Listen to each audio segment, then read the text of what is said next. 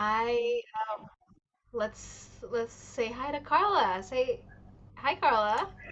Hey, how's it going, Ajeng? How's the week been?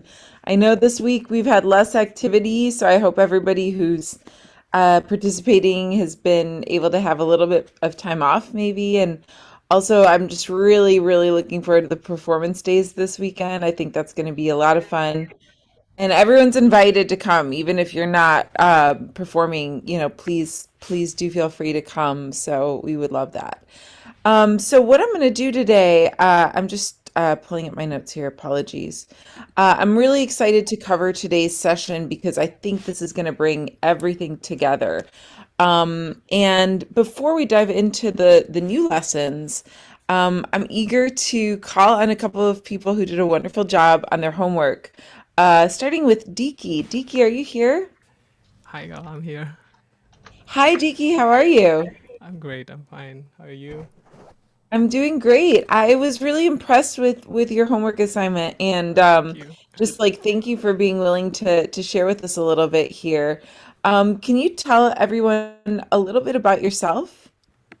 Okay. Hello, everyone. My name is Diki, and I'm an engineer, and it's not any relate to art or anything, but I love music, and Yeah, I've I been think singing you should since call kindergarten. yourself an artist, Diki. You've earned that title. I'm gonna pull up your homework here. Is that okay with you? Sure, sure. That's okay. Okay, so I'm just gonna share my screen, everybody. Give me 1 second. So what Dickie did, I thought was really great in filling out that form. And again, if there's one thing that you guys take away from this class, it's that handout. And I'm receiving this in my email.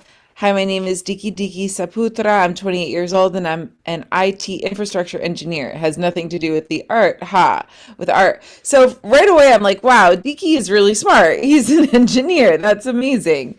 I do sing and write music sometimes too, self-taught. The first song I learned is Desaku by Manik. It means my village in English. So tell us about that song. What is that a popular song? And are you from Jakarta? Like the first thing I thought is, where are you from in Indonesia? Also, Oh yeah. I'm from a small village called Pandeglang in Banten. So, Desaku is kind of like assignment song in kindergarten. It's like a national songs, one of national song. does everybody know this song? Maybe in the chat you can just say like, yeah, I know it, or no, I've never heard of it. Is it a popular song? But what I really loved about Diki is he identifies this moment of clarity, right? The moment I sang in front of the class is the moment I could never forget. That exact moment is what leads me here. That's beautiful, Diki. Like very well composed. So you went through Diki and just scrolling forward, really completed the assignment very well. And all of this that you wrote here, I won't spend too much time on it, but it's extremely insightful, intelligent, and clear for me. And I want to say something too. Go to the place. Where is this happening? If you don't mind, I'm going to read. You say, since I'm very much an introverted guy, I'd say it's in my bedroom. All the magic is happening in my bedroom most of the time. Sometimes I do hiking for some inspiration, to go to the top of the mountain. Great. I want to tell you a little story because this also stood out to me. When I was in music school, and I'll never forget this. This was like one of the big moments for me as a student. Must have been like 19 years old, and I had gotten into like the advanced like opera class, and every week we had an assignment.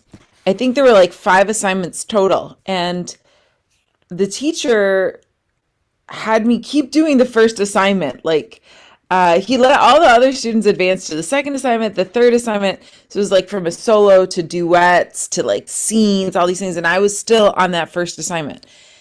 And I was very frustrated about this. So one day I went to sign up to speak to the teacher and I said, what am I not understanding? Like, I'm really trying and I'm working really hard. And he asked me this question. He said, where do you feel the most comfortable? Where's like your place? And my answer was exactly yours, Diki. I said, well, my bedroom. Like I like to be in my room. I can be like totally myself. I can just wear a t-shirt and listen to my music. And I didn't even hesitate. And he said to me something I'll never forget. He said, that's exactly why you're never going to be a star, because you are most comfortable just by yourself. And then he signaled another student who was in my class, who was very popular, and she had a lot of friends, and she was always surrounded by people. He said, that girl, she is most comfortable around people, and that's why she's going to be a big star. Well, Diki, I was so depressed about this, not for like a week or 2 weeks, for years. For years, I kept hearing his voice, and I thought, gosh, he's right. Like, I'm an introvert. I'm not comfortable in big rooms with a lot of people. And actually, I don't like a lot of attention, but I really want to be a singer, and I really want to do this. So I'm here to tell you, 20 some years later, that girl, bless her heart, she's wonderful, but she's not having a career, and she never had a career.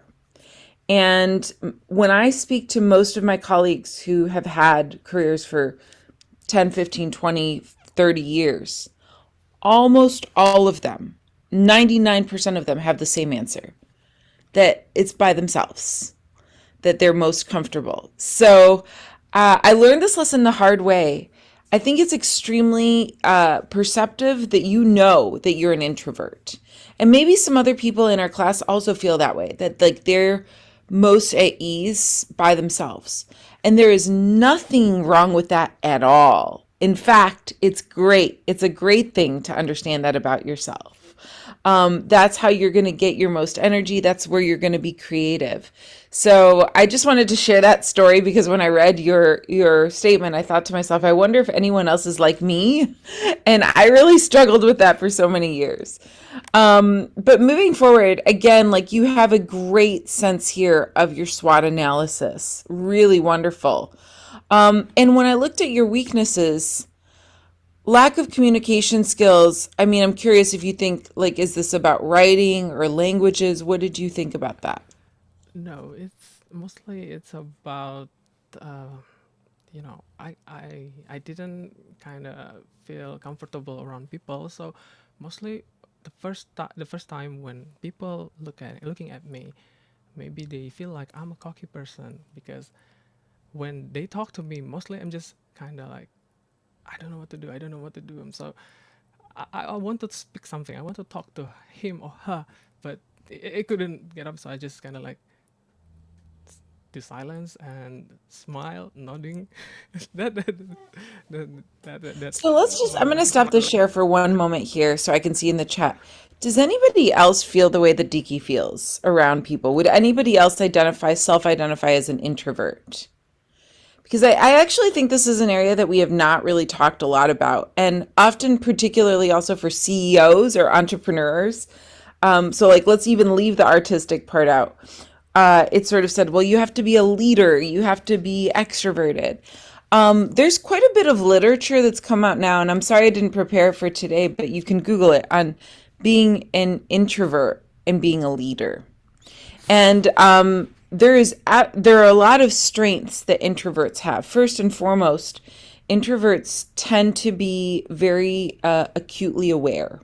So you might not be talking all the time, but you're probably sensing your own energy, and you're probably sensing other people's energies. And that awareness actually is a very, very good trait for leadership. And I'm seeing here that some of you also feel this way. So I think one of the big questions is, how could Diki or any of us become better in social circumstances? And again, I'll take myself as an example, because at your age and younger, I was also like very shy, very apologetic. I always said, I'm sorry, I'm sorry, I'm sorry, I'm sorry, so much. So it takes a little bit of practice getting in those kinds of situations. I have a general rule that I prefer to stick to settings with 6 people max. Now, obviously, that I'm not going to say no to going to a party, but if there's 6 people, generally speaking, that's more or less where my attention can is limited. Like if I go to a dinner party and there's 6 people, I can kind of focus. When there's more than 6 people, that's my own number where like I start to become overwhelmed. Your number might be 3, it might be 2. I definitely find for me, I do better one-on-one conversations or conversations with like just 3 or 4 people. Diki, would you say that that's similar for you, or do you prefer like just being by yourself, or maybe just one person?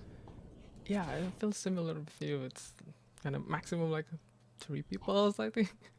Okay. I will feel So comfortable. I would say start with like 3 and then maybe see if you, it's like juggling, maybe after you really feel comfortable with 3, try for 4 and just start to expand your own comfortability with that.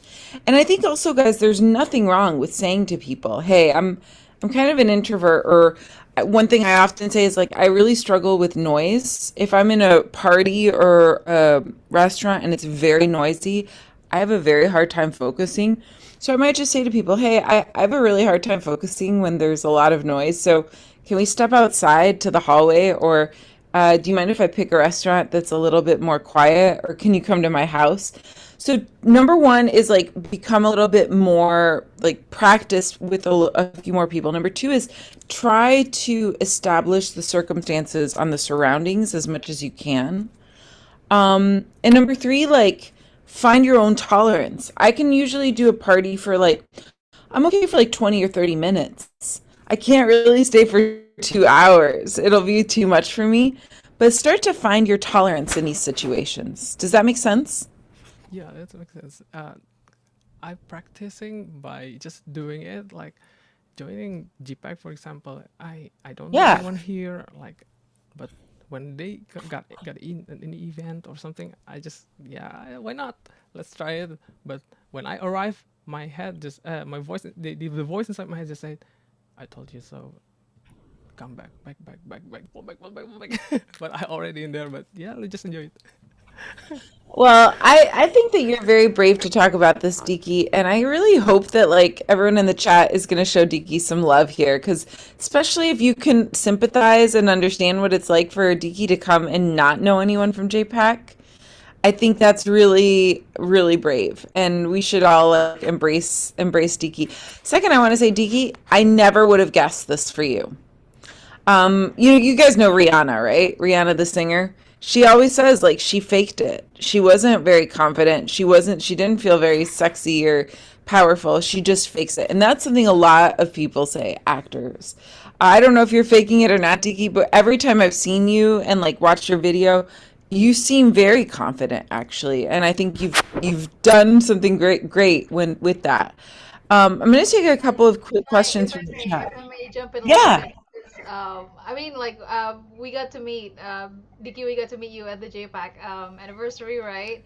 Yeah. And then like we're also in the same advocacy team together, and like I can also honestly say that you're you're doing a great job, and I think like Thank you. all the concerns that you have, like we also have it, like we just don't say it. Like I also have the same problem, but it's just like a different, for me at this point, it's just like a different switch now. Like I'm able to talk more in this setting, because like it's taken a while, but then like in social situations where I'm like, oh, I'm at a party and I don't know anyone. Like, yeah, even in the JPAC anniversary where I know a lot of the people, I'm still like, oh, there's someone new here. I'm like, hi, I want to talk to you, but I don't know. So like, yeah, you're doing great.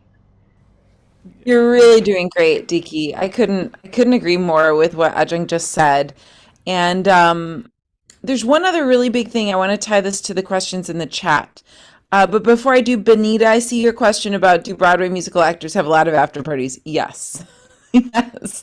There are always parties, like all the time. Not everybody goes all the time because you do have to perform and stay healthy. But yeah, generally speaking, there are a lot of social events. Hadi brings something up here. Is it okay to state if you're not knowledgeable on a certain subject? So Hadi, this kind of ties to what I wanted to say to Diki.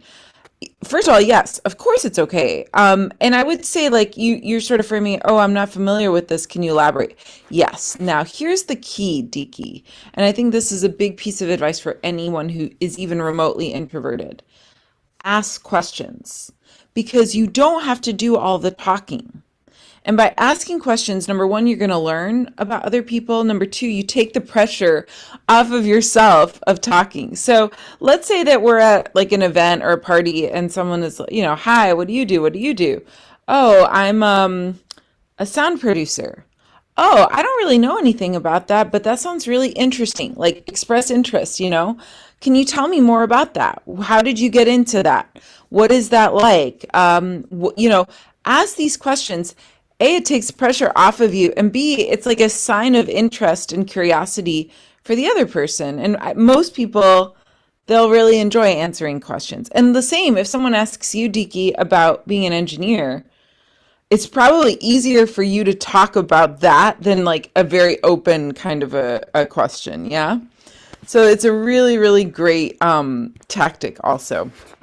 But I'm going to move forward a little bit now. Diki, just going back to sharing my screen here. I want to spend some time today talking about this last part, right? The vision, mission, and goals. So, Diki, I loved what you wrote here with your 6 month and 1 year and 5 year. So, very clear. Have a better understanding of reading music sheets, mix, and master a song independently. Fantastic. Diki, how are we going to accomplish this 6 month goal? The 6 months goal, yeah, I have a better understanding. I kind of like looking for the current situation. I'm looking for a video mostly on YouTube, and Yep. yeah, Okay. and for the current, I kind of like learn more about the Circle of Fifth because I like playing guitar. So guitar made by the Circle of Fifth. So I wanted to know about Wait, so the where is guitar up here? This should be, oh yeah, ability to play a musical instrument. Yes, good, good, good. That needs to be way capitalized. That's great. Um, Excellent. Can you guys hear an echo with me? no. No. Huh. Maybe it's just me. Um, Strange. I'm hearing it. Anyway, so for 6 months, what I would recommend is take this goal and now really boil it down to the action plan. And that's what we're going to talk about a lot today. So your 6 month goal will be what? Committing 1 hour a day to watching YouTube clips on circle of fifths, sight reading, and how to mix and master songs. Let's get really specific. Are you going to use GarageBand? Are you going to like what's the platform you're going to use? So now this next assignment here, which I leave you with because it's our last class, would be to specifically state how will you make this actionable. In 1 year, produce my own song independently, make a mini album, and have my own gig. Excellent. So produce my own song independently. Are you going to write that song? Is it a new song that you're going to make? Let's get specific about that. Make a mini album. That would be an EP. An EP, I think, has to have 4 or 5 tracks. So if you're creating one new song, then that would mean you're going to cover 4 or 5 songs. So let's start to think about like, if that's your 1 year goal, maybe at 6 months, you want to think about what are those songs. And at 7 months, you want to start to record the cover number one, and at 8 month cover number two, and at 9 month, really making a timeline to get specific. 5 years debut as a singer songwriter. To me, it sounds like you're debuting in 1 year as a singer songwriter with this plan, right? So think about this very concretely in terms of those steps. But you've already gone very far with this plan. It's a great plan, Diki. Does that make sense? Yeah, that's very makes sense. So currently, So I'm going to come back to you and your plan throughout the session because we're going to go into this a bit. And also, how are you going to make money? How can you fund this? How does it become a business? Before I move to the slides, do you have any questions for us today? no, I think everything's so clear. Thank you so much. Well, thank you for sharing. I think everybody, let's give Diki a big round of applause. It's really great that you took the time to do the homework so thoroughly. So I applaud you, Diki. Thank you. Thank you, Carla. Awesome. So, Carla, are we gonna go to another homework, or would you like to continue on to your material today? I do want to take a couple more examples because every week when we've taken examples, everybody's blowing my mind. So please let us know in the chat if you have an example that you're working on that you want to share with us as a group. And while I can see that in the chat, I am going to pull up the PowerPoint for today. Does that sound Awesome. okay, Ajeng? Yeah, sounds great. Let's see it in the chat, you guys. Okay, and just give me one moment here. Yes, please do start to prep the chat so that we can know who to call on. Okay. Any Um, volunteers? okay, here we go. I'm gonna put up the chat. You guys can think about it a little bit. Um, Everybody has been so kind with my terrible You're computer doing skills. great. Thank You're you doing for great. bearing with me here. Okay, so I thought today we would be focusing on um, all of these things: marketing, communication, and most importantly, raising funds. And I decided to put this picture up, which is a little bit old. It's from 2020. But I had this idea similar to Diki where I wanted to put out an album. And as an opera singer, everything I had done had been live. And I never thought I would share a picture like this. Like I actually have gotten up to over, I think, close to 500 streams, but I was really, really surprised that I was able to make this happen. And I want to talk you through like how did I do this? And it's very easy. And I'm sure Diki, you'll be able to get your album up in no time. So, Ajeng, feel free to let me know if there's anything in the chat, because I can't see the chat when I'm in presentation Sure. mode. I'll let you know, but so far we've I think we're still waiting. I think we're still thinking. Great. So Great. let's go on with you, Carla. So we've learned Diki's story, and we're going to come back to Diki's story, and I'm going to do a very very quick recap. But I think the number one thing is to be able to tell your story, and guys, understanding that narrative will also be a tool for you if you go to a party. The first question anyone asks at a dinner party, at a cocktail party, at a donor party, at any kind of event, even at an audition, is tell us about yourself. You know, you want to get to know. So like being able to have sort of your outline, just like Diki did at the beginning. I'm an engineer, but I love music.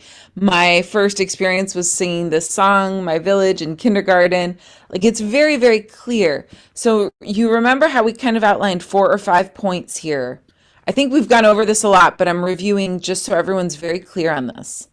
Number two, setting your goals. And we're going to talk a lot about that today. That vision and that mission, right? And then that 6 months, 1 year, 5 years. The branding strategy. We've also talked a lot about that. We're going to talk a little bit more about this with marketing, but it really ties to your story, sharing authentically. What is the accomplishment you're most proud of? What are some of your favorite things? You remember I handed out a sheet with some key questions that you can address in your social media. Engaging with your audience, we covered this quite a bit last week. I love this picture because I was doing a concert in China and I just went right into the audience and started talking with the young people. It was a sort of a smaller audience and it was so much fun to just engage directly with people that are there. Now, I wanted to go over a couple of do's and don'ts of social media. And again, this is a bit of a review here, but I thought we'll do a little bit of this at the beginning. Ajeng, what do you think? Can you read a couple of these? Let's maybe read every other one. And I'm curious because you're very good on social media too. I'll read the first one. Obvious, think carefully before you post. Have you thought about how your post might make others feel? Could it be offensive? If anyone else is included, have you asked for permission? I realized that we hadn't really talked about that, but it is so important. If you're going to post something and it affects someone else, it's always a good idea to just ask them first, give them a heads up. Likewise, like consider an employer might look at your social media feed. Like in the States, this happens pretty often that like if you're going for casting and you did an audition, okay, I might be casting and I look and I go online and then I can see like, oh, they're like completely drunk at a party last night before they came to this audition. I don't know if I really trust that person.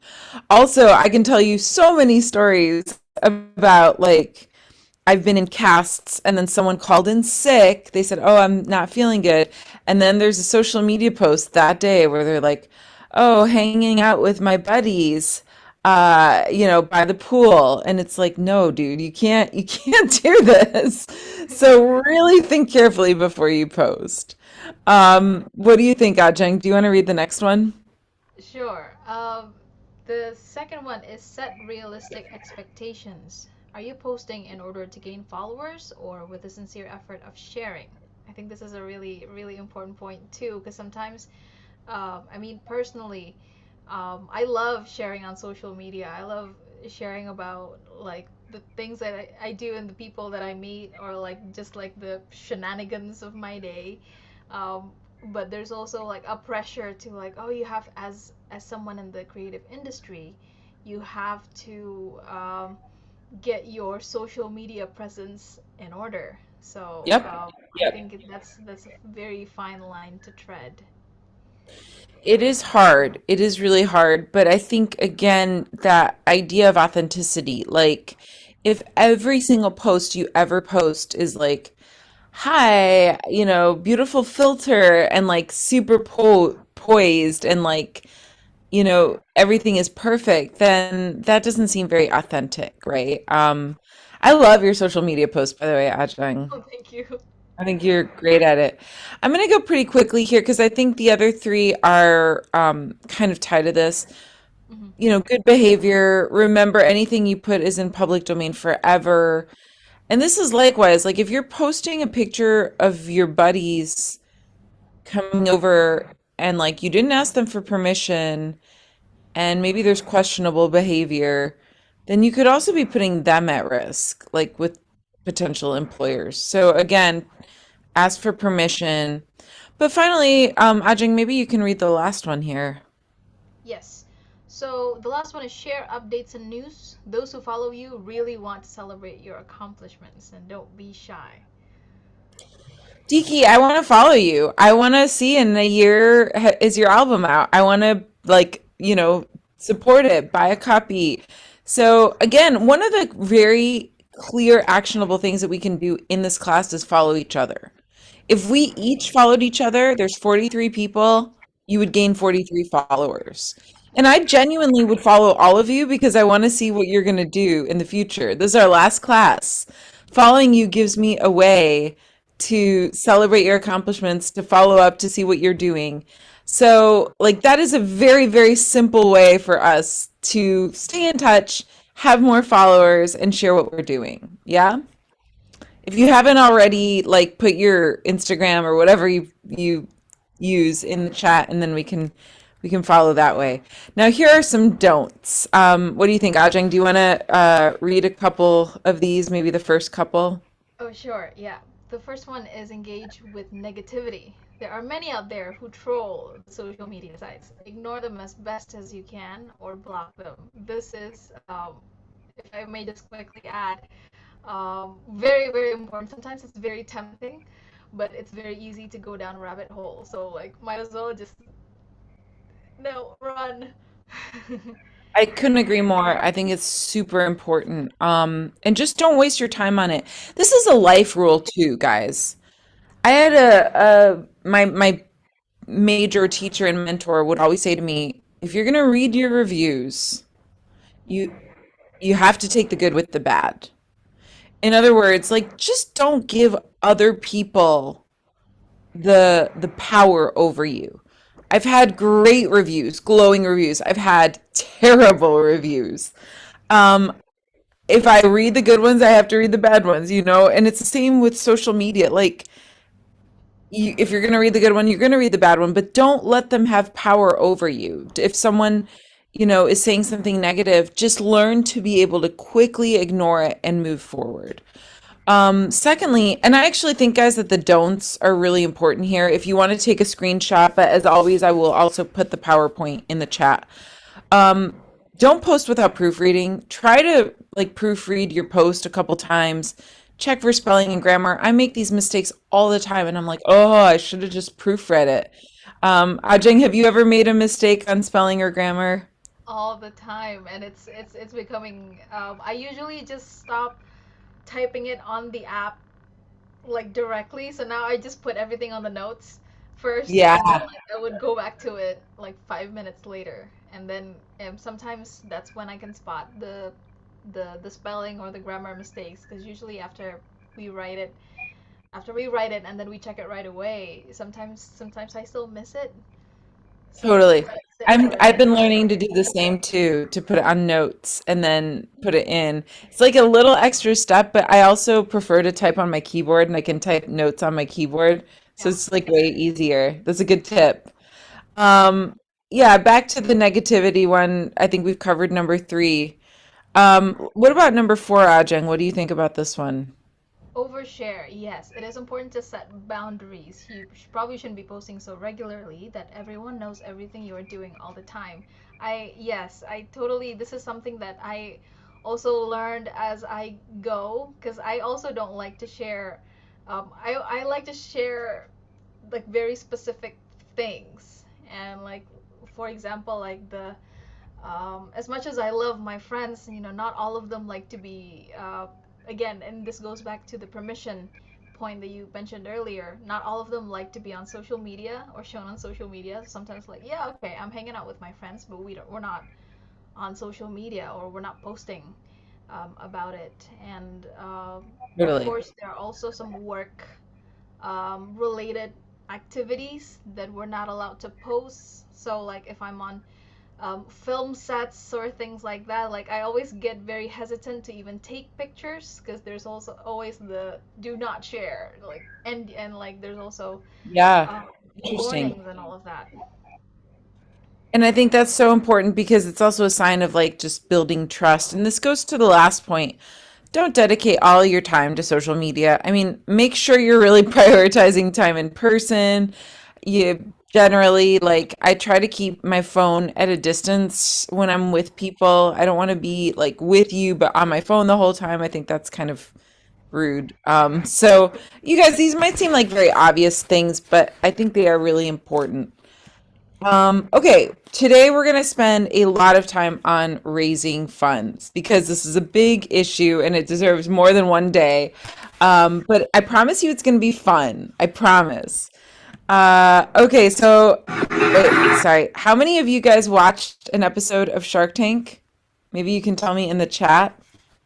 I'm going to pull the chat up so Yes, I can yes. see it. Oh, and also really quick, Maria Ardita here had a very good point. I think we can also try avoiding to engage with negativity by trying to be aware of how we currently feel at the moment before typing a reply. That's a very, very nice tip. There's actually someone who pitched this idea, I think on Shark Tank.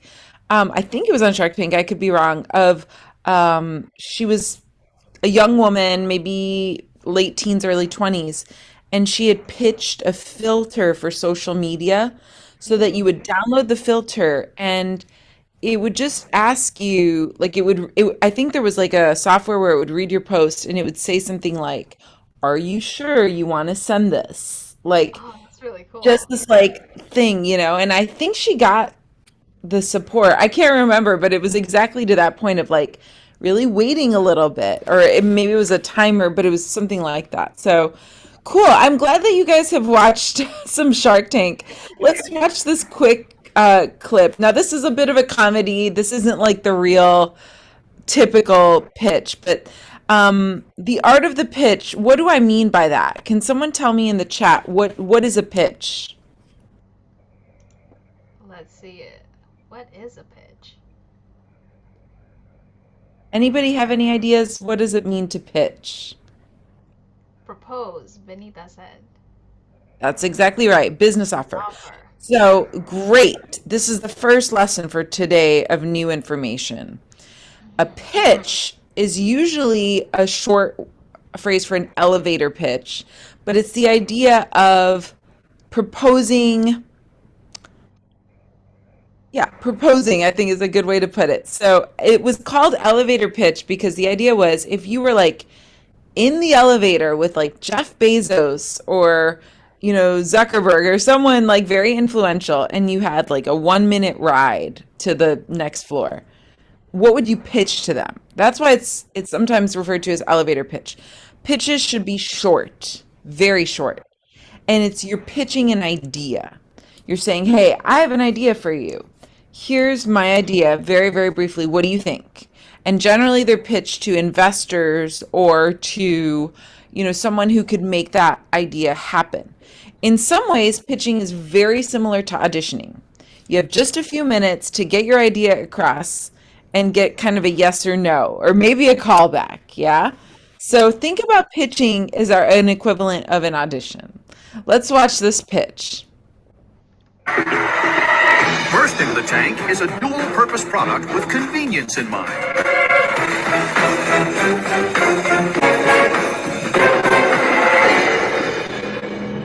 Greetings, Sharks. I'm Henry Gracie, and I'm seeking a $500,000 investment in exchange for a 5% equity stake in my apparel company, Quick Flip. It was a cold December morning, and my son wanted to go to the park, so I threw on my favorite hoodie, and off we went.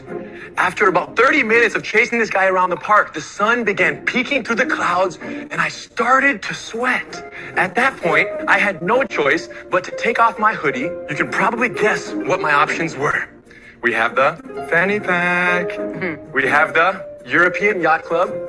I see you, Robert. And then we have the wanna be cool guy. This is the option I stuck with. But when I finally caught up to little man, I bent over to pick him up, and the hoodie slipped off my shoulder onto the wet grass. Oh no! There has to be a better way. Sharks, that was it. Quick Flip was born. Check this out. Flip it, tuck it, shake it, and voila! In a matter of seconds, using our proprietary conversion technology, we can turn any outerwear garment into a fully functional backpack in a flash. With our slide and bite technology, you can adjust the pack to keep it safe and secure during literally any activity, even jujitsu with your brother. But wait, there's more. You can store anything you want inside the backpack. And when the temperature drops, simply reach in, take out your stuff with one hand. Sharks, count to 3. It's too late. We're already back to full hoodie functionality in a matter of seconds. Do you want us to leave? We can send out there. All I need are my black belt business partners to help me submit the outerwear industry and flip your investments into black belt profits. Who's with me? Wow. That was exhausting. And my brother, Hidon Gracie, thank you for being here, brother. We'll see you soon. Bye, brother. Okay, guys, so that is a pitch. I'm going to stop the share. It's really, it's like an exaggerated fun pitch. Most pitches aren't that like, there's no jiu-jitsu person like coming and doing stuff with you. But the idea is that you're trying to solve a social problem in a pitch, usually. So like you might be like, let me think. I'm trying to go back to, for instance, Benny. Benny, I don't know if you're with us here or not, but Benny, if you remember, had this wonderful idea for the virtual photo shoot. So Benny, I could see you doing a pitch like, hey, are you getting married during the pandemic? What are you going to do for photos? You know, everybody has to have a wedding photo. Introducing the virtual photo shoot. I can do a virtual photo shoot from anywhere during the pandemic. And like, so that's like a pitch idea. You have a solution and then, you're offering that. Does everybody have like clarity on a pitch? It's a hard thing to describe, but when you see it. Yeah. Ajing, does that make sense to you? Yeah, it makes sense. And it's also really, I think the mark of a good pitch is that when we're really engaged in it, because for us, especially now, it's very easy to kind of detect when someone is trying to sell us something. When someone just okay, I need this from you. But when we have that That's example exactly earlier, right. where it's actually engaging, it's really That's nice. exactly right. That's exactly right, Ajeng. So, Benny, I'm glad you're here. I'm gonna challenge you, Benny. Um, I would love to see if Benny could do a quick pitch. I'll give you the hour. So we'll come back to you in an hour. Just like play with this idea of could you do a quick pitch on virtual photo sessions? Doesn't have to be anything fancy like what you just saw with the guy on Shark Tank. But how would you pitch that? We'll come back to you. You have an hour to prepare it. And if anybody else wants to try a pitch too, this is a great day to do that. But Ajeng, here's the thing, is oftentimes as artists, we're pitching and we're not even aware of it. So Ajeng, let's just do a quick role play, you and I. You're a casting director Okay. and we're meeting on the street. So I say, "Hey, Ajeng, how's it going? I'm an actress. You're a casting director. Hey, Ajeng, how's it going? It's going great. How's it going, Carla? Good. I've been like really polishing and taking some acting classes. I'm so excited to like start to really branch my repertoire out. So, what are you doing next season? What are you going to be casting?" Oh yeah, there's this TV show that's sci-fi, and we're actually looking for a big cast, and so That's so cool because you know what? Sci-fi is exactly what I want to get into. And so let me just tell you this idea. I have like really, really cool ideas about sci-fi characters, like doing like a weird language thing. And I think I would, I've really been working with this acting coach and I've got this monologue ready for like a sci-fi character. So I'd really love to come in and audition for you. I know I could really nail a sci-fi character like nobody's ever seen. When can I come audition for you? sure. Why don't we exchange our contact numbers, and then I'll let you know when we do the auditions. There you go. That's pitching yourself as an artist. Does that make sense, guys? Yeah. Ajeng, let's try it the other way around. So now I'm a Broadway casting director and I'm going to be we're old friends. You've auditioned for me in the past and we're at the same Starbucks and here I am with my Starbucks drink and I go, "Oh, Ajeng, hey, good to see you. What have you been up to lately?" Good to see you too. I've been doing a lot of workshops, and I've been auditioning, and I've been workshopping a few things. What have you been up to? Well, it's funny, Ajeng, I was thinking about you. We're getting ready to cast a couple different Broadway shows, and we actually really need women. We need a lot, there are a lot of female characters that we really need to cast. Yeah.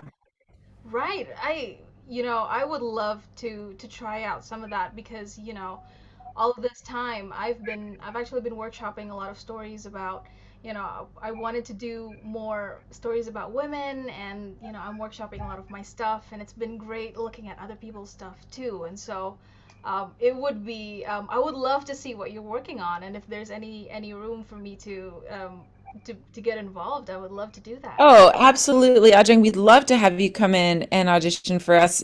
I think you'd do great. So, here's my email. Let's follow up and schedule a time. That's wonderful. Thank you so much. I will be in touch soon, yeah? That's awesome. That's great. Okay, so guys, I'm putting Ajeng on the spot here, but you get the idea. Now, let's do what I call a cold pitch. Ajeng is, I'm going to take it into a different industry. Ajeng is Anna Wintour. Does everyone know who Anna Wintour is? Is she someone popular in Indonesia? I see a lot of people smiling knowingly. Yes. Yeah, okay. Ajeng, you're playing Anna Wintour, and I'm going to play a budding fashion designer. And I've never met Anna Wintour, but we're on the same elevator. Can you believe it? Okay, so, excuse me, Miss Wintour. Yes.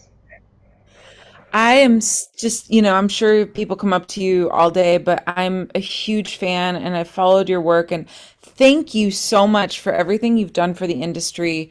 Your leadership has really inspired me. And if I may, I just want to tell you, a fashion designer, and I'm doing things that are with upcycling clothing, and I really want to address some of the environmental issues around the fashion industry.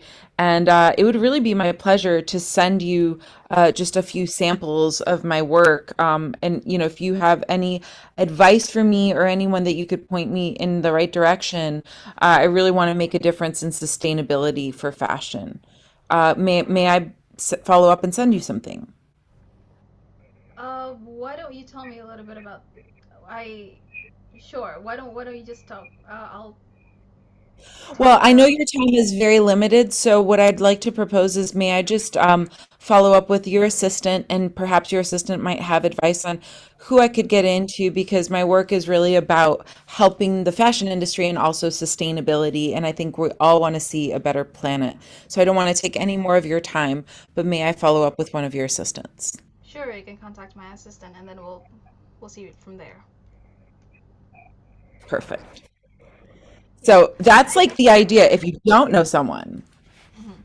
And Does that make I just have to say, these things are really nerve-wracking too, because one of my biggest experience with this cold pitch is with Diane a few years ago, and I'm just like, oh my God, I'm in the car with her for about 3 hours, and I'm like, what do I do?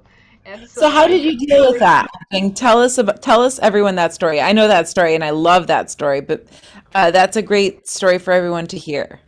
yeah. So I had a very, very small part in a movie that she's starring in and she's producing it, and somehow they scheduled me to share a car with her. And so they were like, "Yeah, we're gonna pick you up at 3 a.m. at your house, and then we're gonna go to Ibudian's house, and then we're gonna go straight to set." And I'm like, "What now? Come again?" And so I was freaking out. I'm like, "Okay, it's we arrive at her house at like 4 a.m. and I'm like, do I talk to her? Do I not? Oh, I don't know. But like it was very early, so we didn't talk much because she was like, no, it's pretty far. Just go back to sleep. Um, but when at the end of the day, we also shared a car home.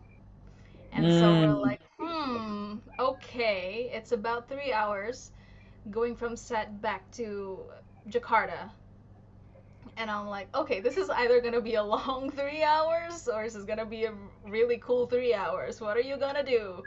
And this is the end of a very long day. She's very tired. She's worked for 12 hours straight on her feet, wearing a pregnant belly and prosthetics on her face. And then people are coming up to her outside of the set. They're like, hey, can we have a picture? And she's quite strict about it. She was like, I'm very sorry, we have to go.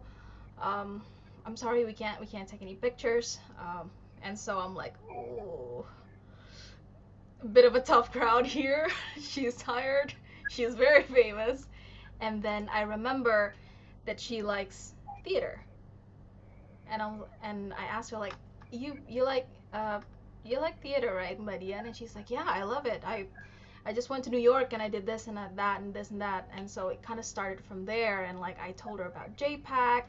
And then we ended up talking about like the things that she wanted to learn. And, she's very cool once you get to talk to her. And she's very like eager to learn new stuff. And she's like, I should learn. I really want to get to know these people. Please connect me to them and so and so. And so those That's three so hours great. just kind of flew by, and like in the end I'm like, okay, whew, and she was like, yeah, well, why don't you put in your number here? Why don't you give me your number, and like I'll connect you to this person, and like you'll connect me to that person. And I'm like, okay. I didn't want to ask for her number because I didn't want to impose, but like it was great It that she sounds gave like it. you handled it perfectly though. And you had the advantage that you had a long time there, Yeah. which I think is a big advantage. Sometimes you get 30 seconds. Like sometimes Exactly. you have a very, very quick moment and you have to decide in that moment, am I going to take this shot?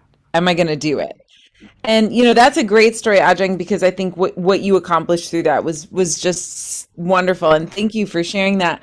Um, I'm gonna ask everyone here again. We're gonna go back to Diki, and we're gonna go also back to Benny. But I really, after the break, want to ask guys if you have an idea that you want to sample pitch.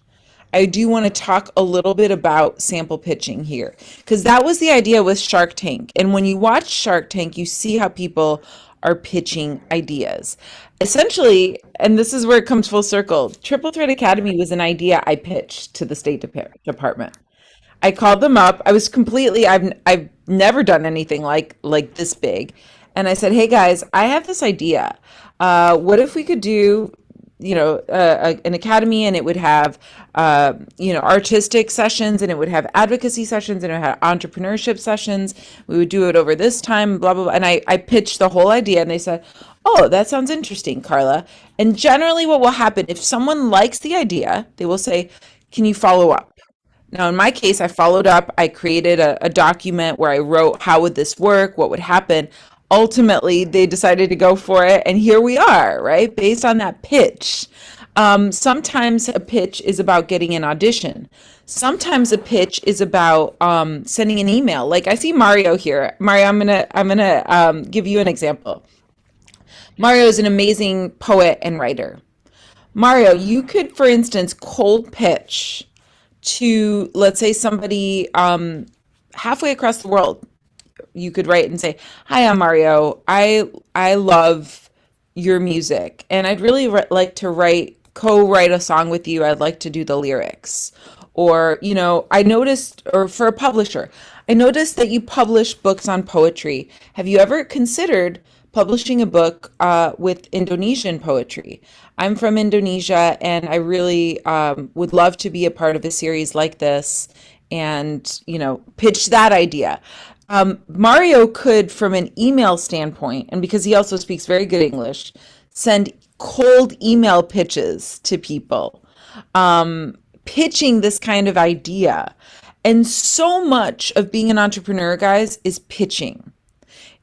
And for every idea that I pitch to people, I would say that out of 20 ideas, one is a yes and 19 are no. But think about this. Mario could sit in his room and say, "I'm going to spend 1 hour a day pitching," and send that email. And it's like the same email copied with kind of a different, header to different people. And if he sent 20 emails in an hour, which is the same email, it's just clicking, and got one yes, that's one yes per day. Mario, does that concept make sense to you? Yes, very much. So Mario, can I pick on you a little bit? Sure, go ahead. I love calling on you. Mario, what would you say would be one of your goals when we looked at the mission, vision, and sort of the 6 month or 1 year goal? I'm just broadly speaking, do you have a 1 year goal? Okay, as you know that I'm a stage director, but since the pandemic, I've been turning to another medium, such as films, short films, or doing online musicals or play. So Yeah. right now, I'm in a process of making another short film, actually. So hopefully Cool. in 1 year, it would release the short film.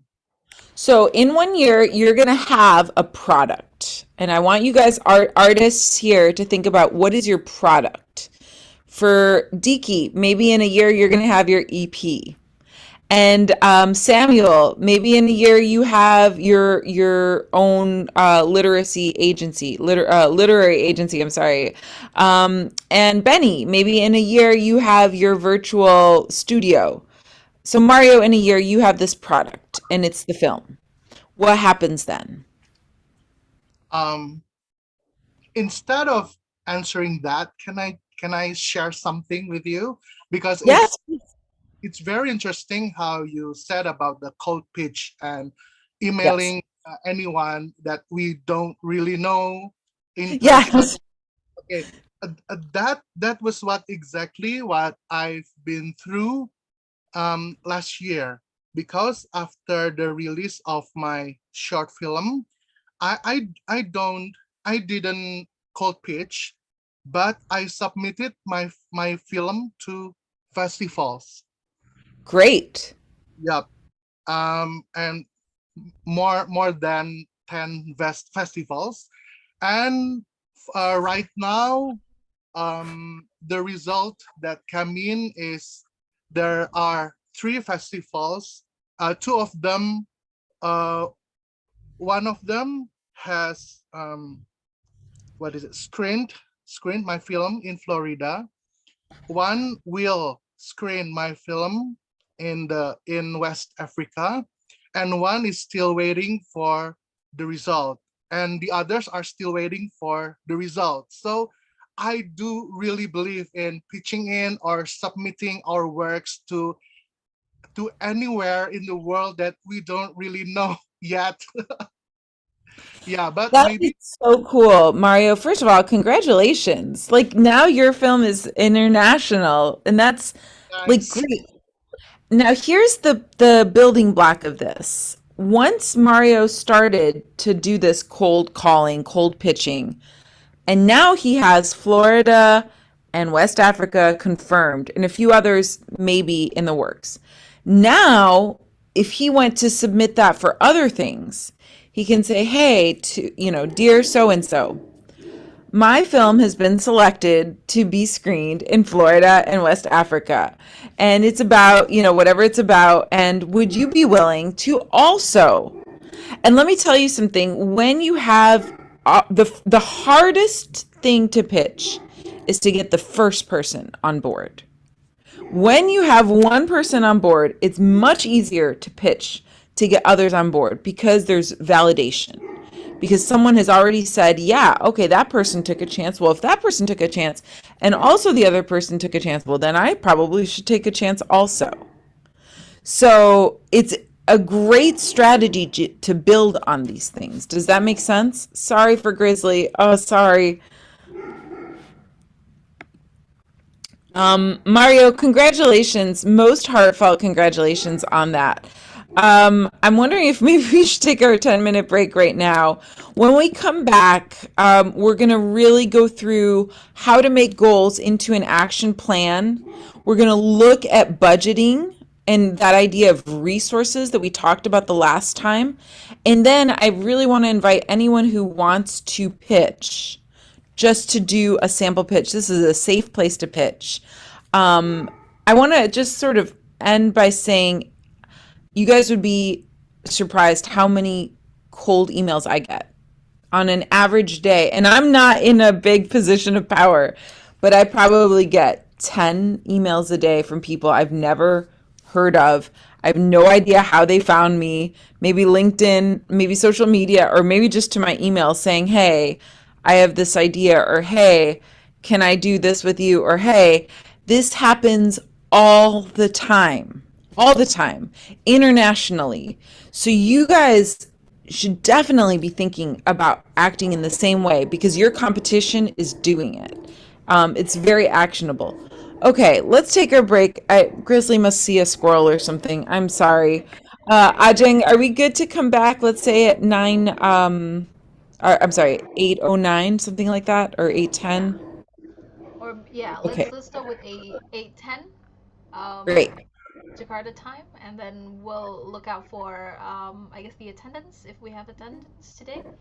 And I'll see you guys in 10 minutes. Thank you so much, Carla. Thank you so much, everyone. Welcome back, Carla. Woohoo! Great. So should we start with well, let's see if we have any volunteers for the pitch, or do we want to go with the next material first? Let's go with the next material, Ajahn, but I really do want to encourage people to think about the pitches here.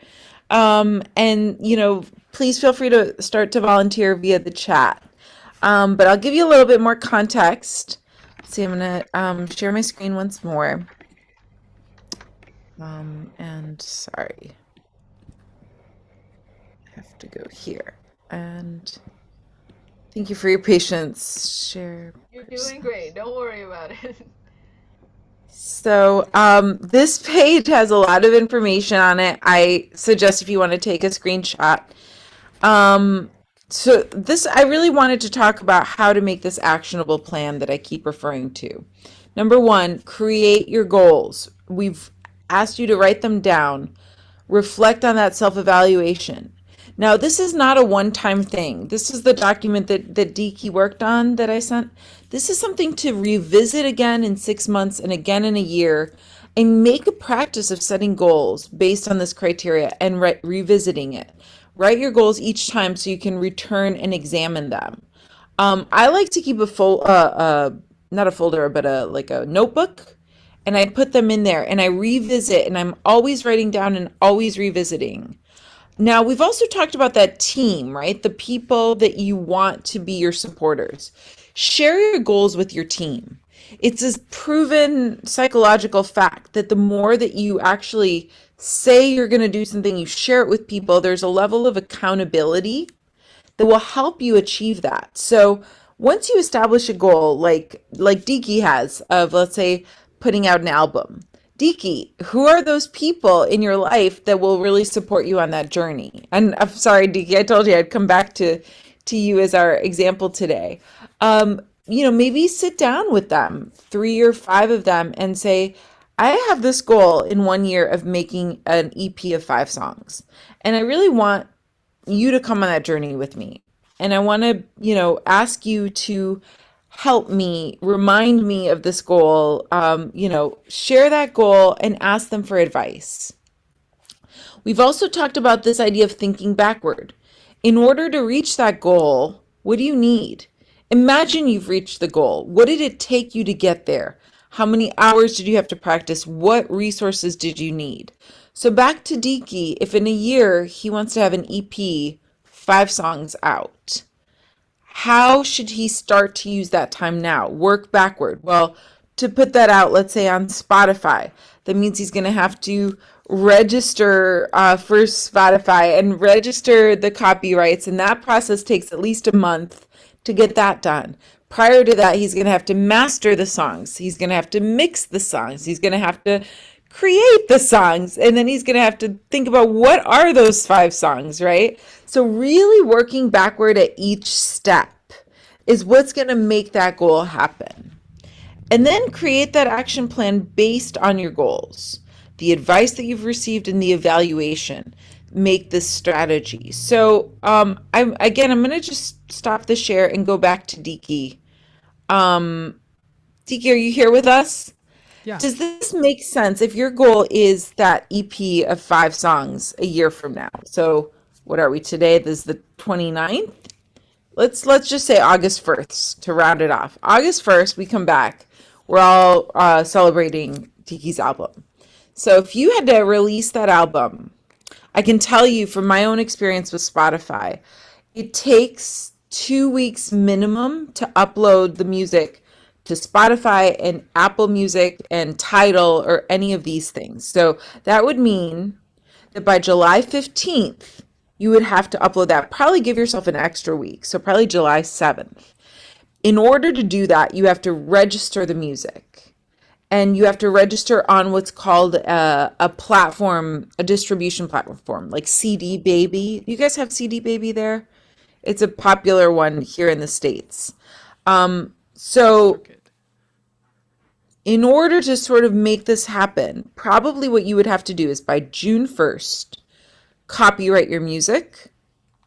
And by, I would say, June 15th, upload it to something like CD Baby, or I'm trying to think of what the other one is.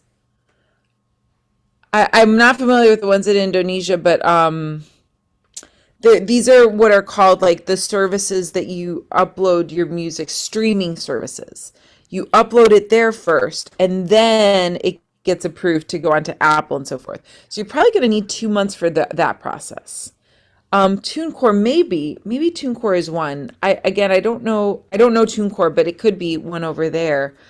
Bandcamp, that's the one I'm thinking of. Bandcamp, yeah, that's another example. So June 1st copyrights, June 15th Bandcamp, July 7th start to put it on all the platforms. That means by June 1st, you need to have your songs mixed and mastered. And you should have some cover art. That means like what is that picture that looks like? So then what I would say is that by May 1st, you want to aim to get the cover art in the process and getting the masters, so that by May 15th you have the masters and the cover art, which means that by probably April 15th you need to have those songs ready to be mastered, right? So that they're sort of finished.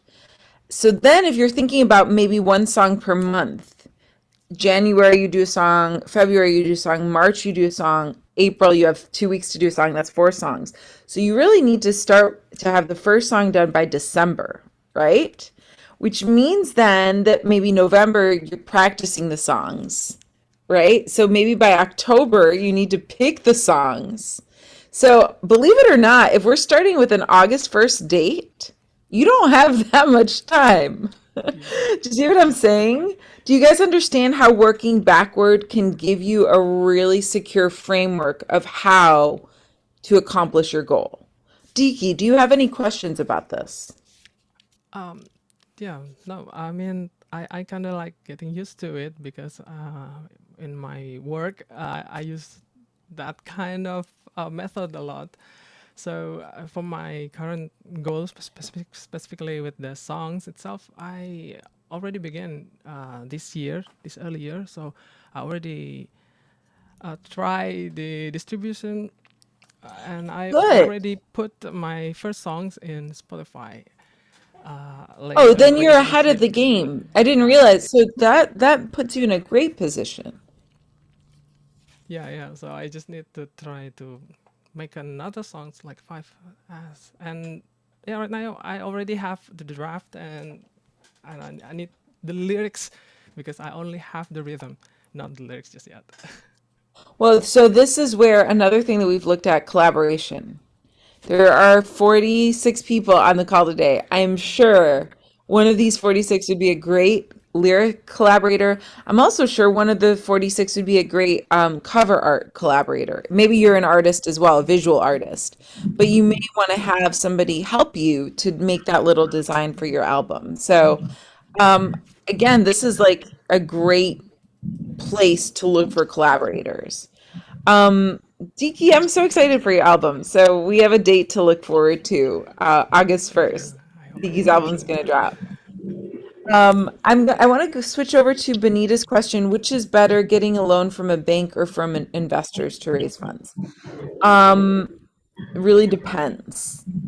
And I think you want to be very, very careful either way to know that you can pay them back. So Benita, maybe tell us a little bit more about what you're thinking on that. I'm curious. I'm going to switch back to the slides here. Oh, what am I doing? Yes, sorry. Let's get through the slides. And I think maybe there's someone here who, is it Tara Madi? Could we ask you maybe to mute yourself? Thank you. Okay, so next slide. We've talked about resources. So we're switching to budget, and I'm going to give you a lot of information in the next 20 minutes. We talked about resources. Start with what do you have instead of what you need. We just had this question about investors and getting money, but actually start with what can you imagine that you have? Do you have access to a venue? Can your living room be a venue? What technology do you have access to? Do you have a computer? Do you have a phone? Can you download apps? Do you have a microphone? Staff and contractors. You may have friends who can be your staff. You may have collaborators who can be your contractors. Equipment. Do you have a piano? Do you have a guitar? Do you have any kind of equipment that can help you? So this is very, very important. Start with what resources do you have? Step 2, research, shop, and compare. So when you start to look at what the costs, start to look at everything possible and select a price that's in the high, in the low, and in the middle. so that you have different things. I'm going to get into this a lot more in a moment. Don't go too cheap. Be mindful that, you know, if you're going at the baseline, you need a little bit of a buffer there, also to avoid your own burnout. And then this is sort of the key thing: create multiple budgets. A full budget is the high end of the costs. So let's say that Diki's doing this album, and let's say that he wants to have a whole orchestra. Okay, well, that's like, what is the cost for like that extreme of paying all the musicians in a full orchestra in like the best sound studio, you know, the best resources? And then a low budget. Okay, what if Diki just did his album with him playing guitar, where he doesn't need extra musicians? That's like the lowest budget. And let's say he recorded it in his living room, the lowest. And then there should be an actual budget somewhere in the middle. Maybe Diki wants to invite like one guest, like a piano player, right? And maybe he wants to buy a new microphone to pick up his music. So that's like maybe a middle ground budget, yeah? So I think this is it for these slides. I'm going to switch now to showing you more about budgets. Okay, get ready for this. This I'm going to put in the chat too, actually, because there's a lot of content. There's an organization in the United States called Creative Capital. They give a lot of grants for artists, and they're kind of the go-to when it comes to things related to budgeting. I have taken their budget tips and samples, and this is like some of the best advice that I've found. So I put that in the chat. You want to make sure that you're paying yourself. If you're creating a budget, and if this is your primary source of income, in other words, I'm thinking of Samuel, I'm thinking of Benny. I know that Diki is an engineer, so I'm supposing that you also, Diki, have a supplemental income from being an engineer. But Benny, I don't know, Samuel, are you guys, that's maybe your whole source of income. You have to make sure that you're paying yourself for your time. So taking a look at how can you monetize that. Obviously, this is in dollars, but really thinking about it, and the thinking should be the same. You also want to think about in-kind donations. So let's say that Ajeng like generously offered to just help out Mario and be in a movie. That's an in-kind contribution because Ajeng's time is worth something. So when you're making a budget and you're showing it to potential movie investors or something like that, you can say, hey, I have in-kind contributions from these kinds of people. Yeah. So let's just move forward to looking at the budgets. Yeah. This is a sample for a visual arts project. This is a salary for a semester leave. So this person, this artist, let's say, is going to do this full time. And let's say that that's more or less what their time would be for a 6-month period. Then what were the materials? What was the studio rent space, and so on. Now let's say that as an artist, you have access to a studio and it's in kind. You still want to list it, right? You see down here how there's in-kind listing. And it's really important that you list everything, including your resources, is I guess what I'm trying to say here. I hope that this is helpful for you to see expenses listed, income listed, total project. Yeah, you're going to see a lot of different ones. Here's a film one: development, production, post-production, distribution. Contingency. Who can tell me what contingency means? Can anybody share that in the chat? I'm curious if anybody knows. Yeah? Unexpected costs, emergency stuff. Yeah, it's exactly that. A contingency is always like a margin of your budget. Generally, it's Creative Capital suggests 5%, just kind of as a miscellaneous. Emergency stuff, unexpected stuff, exactly. So you should definitely kind of measure that at roughly 5%. So you can see here how this has been laid out. interdisciplinary projects. I wanted to give you guys a lot, even a literary one, a lot of different kinds of budgets to look at. Performing arts budget.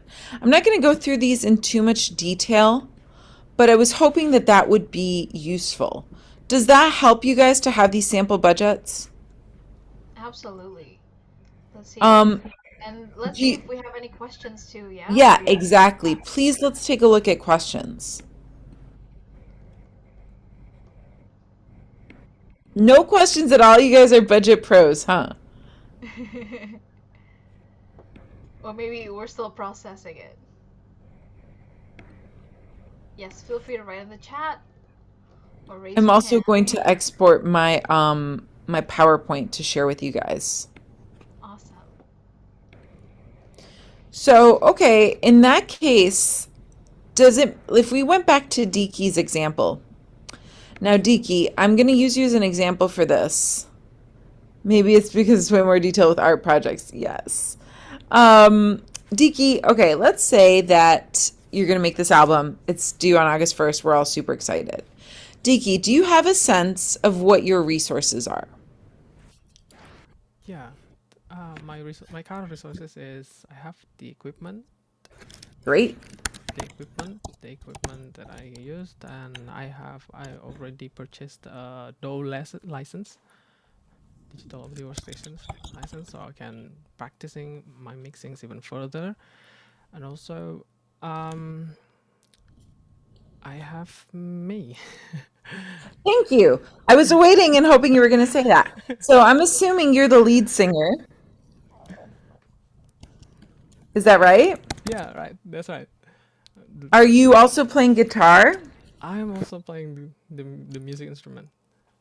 So you have two assets in that. A, you have a guitar. That is a resource. And B, you are the guitar player, which is also a resource. Do you understand how to break this down? So if I were making a budget, first of all, you don't have to pay a singer, right? But I would list singer, guitarist, right? Yeah. Singer, guitarist. Do you have a studio? Can you record this at home or do you need to rent a studio? For the current moment, I think I still need a studio because my skills doesn't met Okay, the standard. no problem.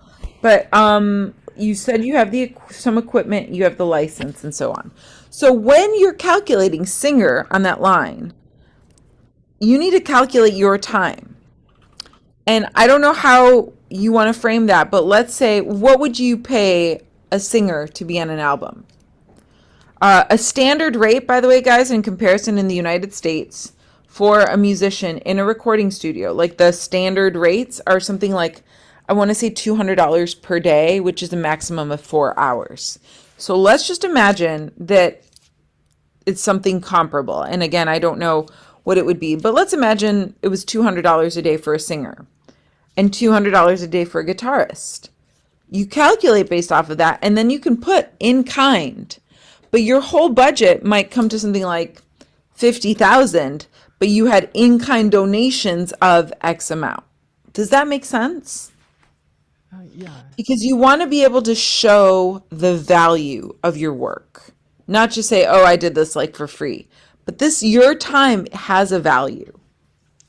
Oh yeah. Mostly, I don't know what kind of how to measure price for others and for myself, because it's just kind of like my personal project. So And yeah. that's the thing. I think you want to take a look at so for instance, the rates that I found was when I did my album, when I had to bring in singers or so forth, we looked at, okay, we have to have them sign an agreement. And when you look at that standard recording day rate, it's a standard recording day rate. I think it was 200. I could be wrong. Maxed at 4 hours. I think, again, this is off the top of my head. And that would be for someone who is professional enough to do it. Let's say you're using someone who is an amateur who's never done anything professional. Okay, they still have value. Maybe you want to say $100 instead of the 200. But you need to sort of take a look at what are those markers And I would assume that particularly like in the film industry in Indonesia or in the recording industry, there probably, if you do some digging online, there are some established markers of like, these are regular pay rates. It's probably not the same as the American ones and it's not in dollars, but that is something to investigate. Ajeng, would you agree with that? Yeah, definitely. And I think it's a bit in here there's not quite any standard for that yet. There's no union or like no so I guess we have to do a lot of field research on that. So try to ask around. I'm sure there are people here also who know a thing or two about this. So maybe Yeah. we can start from there. Yeah, guys in the chat, if you have any idea of the Indonesian resources for this, I definitely would love to hear from you and have that shared. Now, you also have to decide, Diki, do you want to print CDs out or are you going to just do this on streaming? Because if you print, that's an expense, right? Or if you just do streaming, you do save that expense. And you might want to think also about how to create capital, how to create revenue. Streaming, as we've said, doesn't really create capital, but let's say that you got the really cool artwork and you printed t-shirts and you sold the t-shirts. That could create some capital. So does this make sense, this sort of thinking around budget that I'm trying to offer? Yeah, it's opened my mind a lot because I never think about it. So yeah, I mean, again, I can't compare because I'm thinking in dollars. Grizz, so sorry. But an album, to put out an album, even if you donated all of your time and even if you had an at-home studio, there's still a net worth of that album. And generally speaking, an album is not going to be less than 10,000 US dollars. Because if you calculate the in kind of the singer, of the guitarist, of the arrangement, of the production, of all of these things, it still like has to add up to something. And so even if you spend $5 to make that album, it's important that you be able to quantify your album as like, this is a product worth X amount of money. And that's why budgets are super important in this. Yeah, Grizzly should make an album. It would be called Woof. And then here's another hit song, Woof. And my latest big new song, Woof Woof. We have a question here from Hilda, which is very interesting. She asked, what about newbies? Do we have to make sure that we have to make some profits? Is it okay if we don't make any profits just yet? I believe the term here is called like burning money. I'm not sure if that's the term in English too, but yeah, we call it that here when we do something and we don't get any profit from it. What do you Look, think? I think you have to think about the goals and the profit comes in different ways, Hilda. So when I did my album, and the reason I put that up, I self-funded it. I made no money from it. There was zero financial profit. That said, I gained a profit. It was a lifelong dream to do it. I ended up getting a lot of media coverage for the album, which opened up new audiences for me. It built some of my Instagram platform. So the value of doing something like this is not just monetary. You have to sort of think through the goals.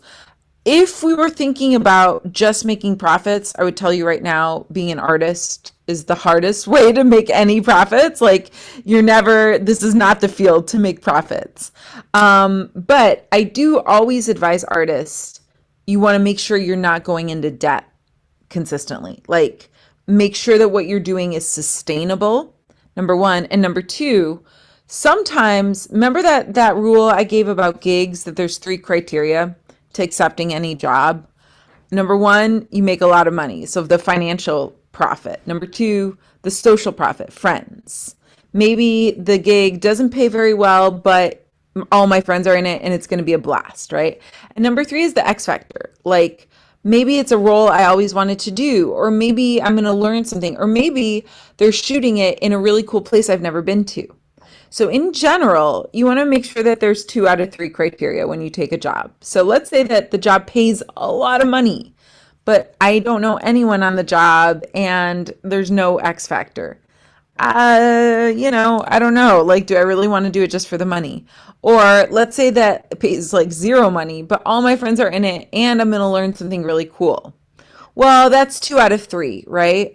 Or let's say it pays good money and it's in a really cool place, but I don't know anyone. That's again 2 out of 3. So, like, I definitely think that you want to sort of look at this from different angles. I wouldn't put out albums every year because I would just lose money. Putting out albums is not financially viable. But if it's going to fulfill a life dream of yours, and if you can do it in a way that does bring you some profit, whether that's gaining a larger audience or getting some media that will transfer into another thing, there are different ways to look at this. I hope that answers your question, Hilda. Okay, we're almost at that half-hour mark. We're a little over it. So what do we think here? Who might be ready to pitch? I don't know. Benny, did I put you on the spot to try to do a pitch? Is that Yes, you terrible? can. Benny, okay. Can we hear your pitch? Halo Carla, I'm so glad to see you, Benny. so good to see you too. Ajeng, I nanti just want to kita report to everybody, Benny and I have been in touch since last week. He's already made huge strides. I'm really excited for him and I'm already signed up. But I'm just curious, Benny, what would a pitch look like from you? Oke, aku jelasinnya dengan bahasa Indonesia ya. Okay. Yeah, of course. Oke, saya mulai. Halo semuanya, perkenalkan nama saya Benny. Saya berasal dari Jakarta dan Indonesia, dari Jakarta Indonesia, dan saya adalah fotografer yang biasanya bekerja di bagian untuk wedding, pre-wedding, dan personal photoshoot. Oke, jadi karena pandemi ini ya, kita jadi tahu kalau pandemi ini bikin ruang gerak kita tuh jadi terbatas. Termasuk pekerjaan saya pun berimpak ke arah berkurangnya klien. Dan termasuk perhelatan event secara offline, seperti pameran atau pameran fotografi ataupun pameran seni-seni lainnya. Nah, lalu saya sempat berpikir nih, kenapa kita tidak melakukan kenapa kita, sorry, I'm a little bit nervous. Oke, oke. Lalu saya sempat berpikir kenapa kita tidak melakukan perhelatan secara online saja, seperti pekerjaan yang sedang saya lakukan. Contohnya saya melakukan foto secara virtual. Dan lalu saya berpikir kenapa kita nggak pameran secara virtual aja ya. Lalu adalah ide di pikiran saya bahwa kenapa kita nggak pameran virtual, dan kita melakukan pameran virtual ini, aku melakukan potret semua judulnya sebenarnya untuk tema utamanya adalah The Spirit People Around the World. Jadi ini tentang potret orang-orang di seluruh dunia yang aku foto dengan cara virtual. Dan saya kepikiran untuk melakukan pameran untuk potretnya itu juga secara virtual. Nah, dengan begitu saya ingin mempropose Carla sebagai apabila berkenan menjadi sponsor utama dalam pameran virtual ini. Selain itu juga untuk pameran virtual ini juga sebenarnya memiliki banyak kelebihan. Salah satunya adalah kita dapat menghemat space buat pameran, karena kita melakukan pamerannya juga secara virtual dan foto-foto yang ditampilkan adalah virtual. Dan menurut aku juga akan banyak orang yang bakal datang secara virtual juga, dan itu bakal terkenal di semua bakal bisa dikunjungi oleh orang-orang di mana saja. Begitu. Terima kasih.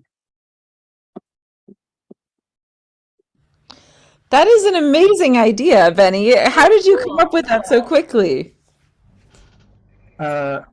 Actually, tadi pas awal-awal mau nyari ide ini, aku juga bingung idenya apa ya. And then I go to the bathroom and tada, the inspiration.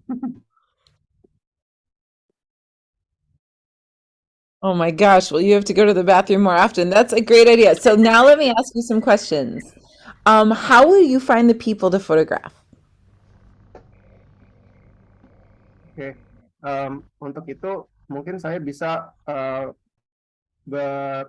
menghubungi beberapa kenalan saya yang kebetulan beberapa kenalan saya juga memiliki koneksi dengan banyak-banyak orang di luar sana. Jadi mungkin bisa dimulai dari sana, from mouth to mouth. How many people would you photograph? How many? I think I'm going to take a photograph about 200 people. Ya, sekitar 200 ya, 200 orang. I love this. Mario's already putting this together. I love this. This is great. So I have a counter idea for you, Benny. Can I make a counter proposal? Please say it again, Carla. Sorry. Okay, so sometimes on that show, Shark Tank, when someone comes to pitch, this is kind of advanced. The sharks or the entrepreneurs, they will make a counter proposal, like it's like in tennis, like you sort of put the ball back with a counter offer.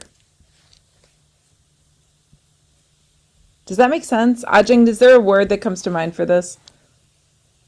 Um, yeah, a counter idea was the best. So, jadi kalau misalnya, if I can So I explain. love your idea.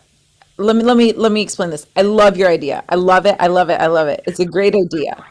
Um, and actually, I'm thinking also about like how could I ask you to take pictures of my own friends for my own personal like book. But here's my counter offer, Benny. What if you could take pictures of everyone who was in the Triple Threat Academy? And we could actually have an album of everyone from Triple Threat Academy.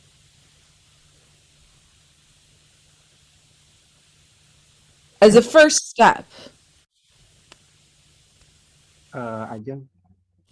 Ya, Jadi explain-nya ini tentang apa ya, Ajeng? jadi misalnya idenya, kan tadi idenya adalah memotret orang di seluruh dunia nih. Kalau misalnya Carla ngasih ide, em, kamu motret peserta Triple Threat Academy gimana? Jadi as a start gitu. Oke. Gimana menurutmu? Oke. Menurut aku juga itu bisa menjadi ide yang cukup menarik ya, karena aku kepikirannya bahwa pertama kita bikin introduction dulu. Jadi kayak the first introduction, the first pop up ideas. Jadi I do the ideas yang pertama kali dari JPAC ini, dari acara JPAC ini as introduction. And then when people semakin masuk ke dalam, itu baru Braille, this is the whole exhibition ya. Something like that, is that okay? More interesting about that. I love the idea of the global because I personally I think that's fascinating. But if I were investing in the project, I would say, why don't we first start with something very concrete, very doable, and that's born from this. So I would say as a first step, what will it cost you? Well, I shouldn't put you on the spot. You think about what would it cost you to do a photo shoot for anyone who wants to be a part of it in Triple Threat. I don't know how many people we have, but maybe I think probably about 200, maybe something like that. Oke, untuk menjawab itu, aku tiba-tiba dapat ide lagi bahwa untuk ini, kenapa kita nggak? Aku juga ingin offering ideas juga. Jadi untuk melanjutin dari masukannya Carla, itu aku ingin photograph about kontestan dari Triple Threat dan story dan relationship-nya mereka dengan keluarganya mereka atau orang-orang terdekatnya mereka. Jadi itu bisa heartwarming dan itu bisa masing-masing orang kan memiliki personal stories dan itu bisa diangkat dan semua orang tuh storiesnya beda-beda. How about that? I love that idea. I really love that idea. And I think it could be a long-term project because if we did this over the course of the next 12 months, when we come back for our reunion, this could keep us engaged and maybe gives you time also to do this project. That's very cool. Oh, and Mario here has a question. Now that you brought up about it, do you think we need to defend our original proposal or go with a counter proposal? That's always a big question, Mario. And it's always exciting on the Shark Tank when people like defend it or they go with it. I think it really depends. And in an artistic area, it's really totally okay to defend your original. If your vision is this and you're very clear on the vision, then you just look for someone else who can share your vision. No problem. But I think also if you have some flexibility in your vision, you're more likely to attract other people. Like I would say for this case that Benny and I are discussing, it to me it seems very tangible to do something around Triple Threat Academy, because I also want to try to share those stories with people outside of Indonesia. And maybe if this project goes good, then in a year or less time, we try to do something international. But Benny and I could form a long-term alliance through this, which is always better than a one-time thing. Does that make sense? Benny, you've done a great job pitching. I'm impressed. Awesome. Benny, I think Thank we have you. another question for you in the chat from Diana. One question, do you have you done any photo shoots in Chitayam Fashion Week? So there's this Fashion Week that's Oh gone ya, viral here. I don't know if Carla, I don't know if you've heard of it, but What is this? CTIM Fashion Week. it's so very Can you viral. yeah, it's a viral thing. So there's like a suburban, um, like a lower income area just outside of Jakarta. Um, and it's like a new, yes, thank you so much, Hadi. It's a new social grassrooted phenomenon where they're trying to take back Fashion Week, and they're trying to say that it's not just for the fancy designer stuff, but also for us, for young people. That people say, love oh, this? you're tacky, you're this and that. Yes, fashion is not elitist and classist, as Hadi so wonderfully put it. It's like I'm looking at some photos online too. It's really cool, very colorful. yeah. Does this tie at all to the, remember, Ajeng, we've talked about the traditional fabrics and the traditional textiles. Let's see. I think some of them, uh, yes, but I think now we're not thinking so much about the traditional um, textiles and traditional fabrics anymore, but rather just like how the youth culture has changed here. Um, and yes, some of them are incorporated in the outfits, but it's more about like it's uh, it's more free now. Yeah, like Helen said, it's very diverse, and it's controversial because people are saying that, oh, we should be worried about the future of Gen Zs if this is all they have in their minds, and then there are some people who are like, they would try to keep fashion the way that it is. There's a lot of debate about that, and so Oh, I'm fascinated. Yeah, please, will you guys like send me some photos on Instagram about this? This is really cool. I'm interested in this. Um, yeah, they have cool idea. I'm always very curious about this. One of my passions is sustainable fashion and just like how to reuse and recycle and upcycle clothing too, which I think, because I think there's a lot of harm that's done to the environment and poor working conditions for people that work in fashion. but that's just a side thing. Benny, you and I will follow up on this idea. I feel Benny and I have become friends, and we're definitely going to follow up on this. I want to give a chance to anybody else who would like to pitch. Would anybody like to just try to pitch an idea just for some feedback? Anyone? I I promise. actually have an idea, but like let's see if anyone has something. If anyone wants to come forward first.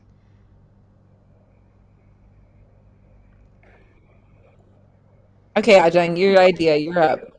Okay, so I mean we're all here in the Triple Threat Academy. We love performing. We love the arts in any way that we shape or form, and especially in the after the pandemic, we kind of reflect again on how much it means to us and how much um, room it's given us to grow and to meet people, and maybe we realize that it's something that we miss very dearly, especially in the past 2 years. And I would just love to pay an homage of that. And so I was thinking of making something called Love Stories for the Stage, which is a collection of songs about the all the things that we love about being on stage, whether it's like showmance or um, uh, just falling in love with performing. And I also would love to focus on the unsung heroes as well, like the people who love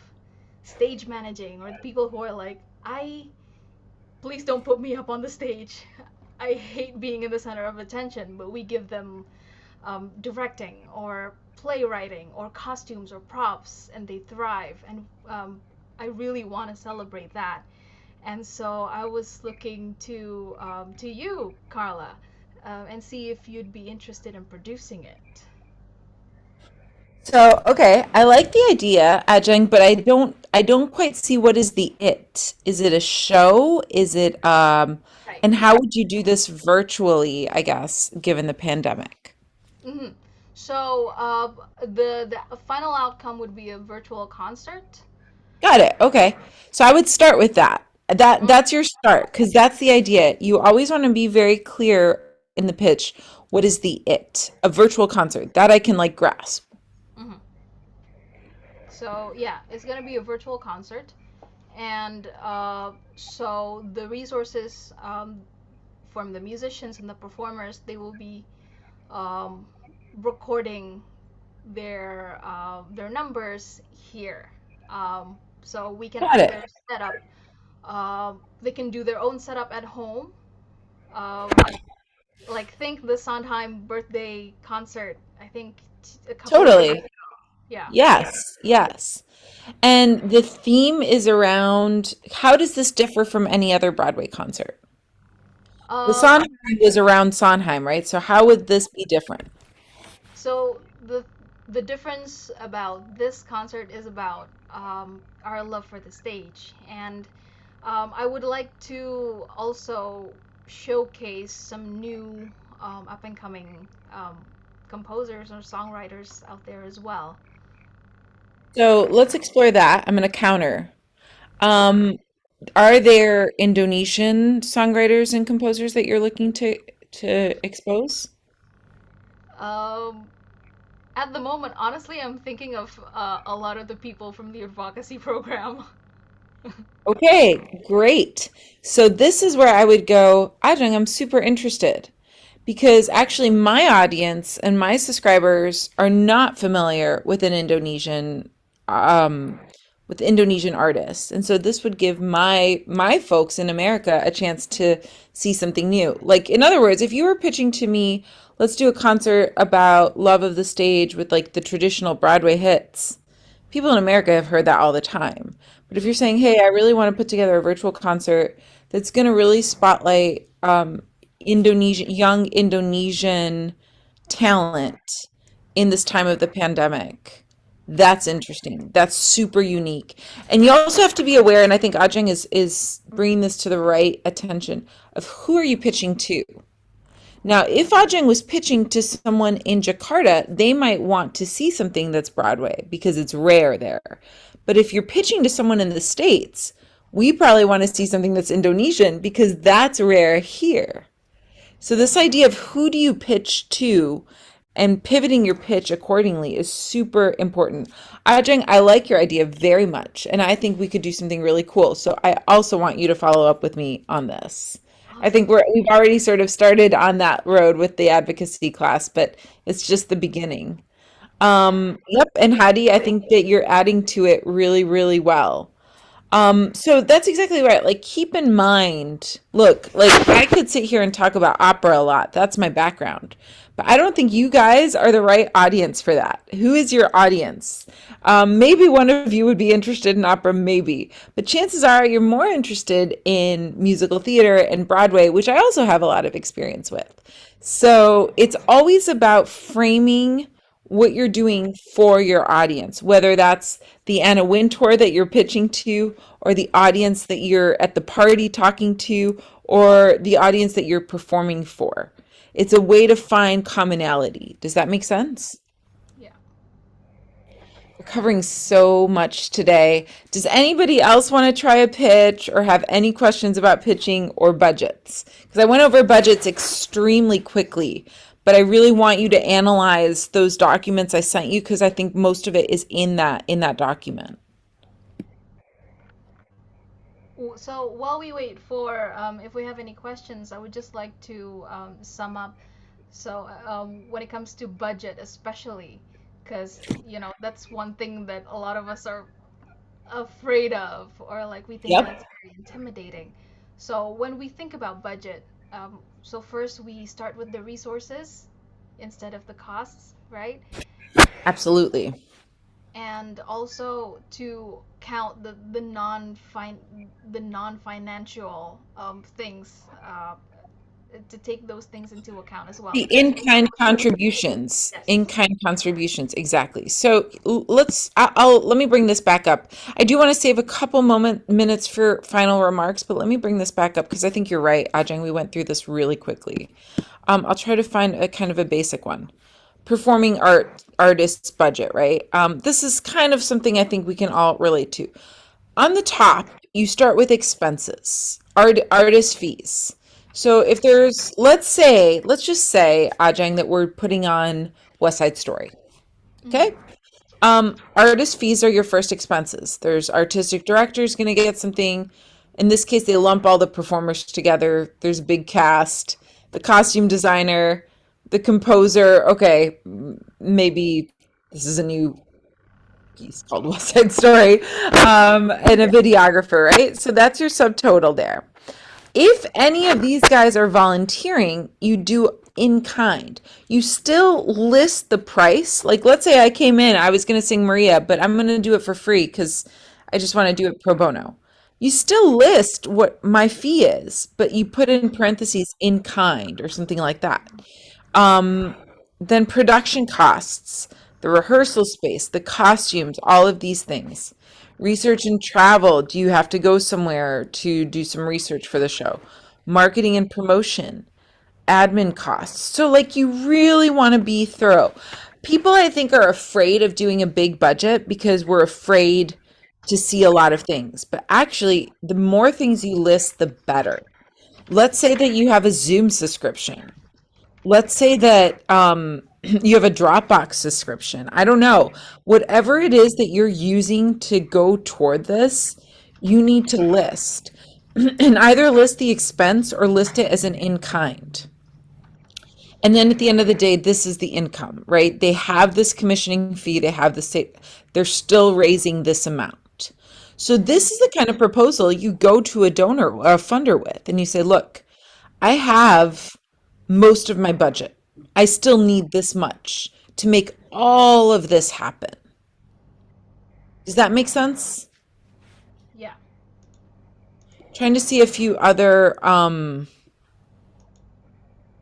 examples. I think these in general are just really, really good examples. Now, let's say, for instance, for me, that I'm getting ready to do an audition for Maria and West Side Story. Okay, so there are expenses to that. I'll have to rehearse with a pianist. So what does my pianist charge me? B, maybe I have to buy the score of West Side Story. That's the score cost, right? C, maybe I need to have an acting lesson. What does that cost? Do I need to have a voice lesson? What does that cost? Do I need to travel to the audition? What does the travel cost? So I have to weigh all of these costs toward, do I get the part? And that's a gamble, right? That's a gamble. Let's say I get the part of Maria. Everything went super well, great.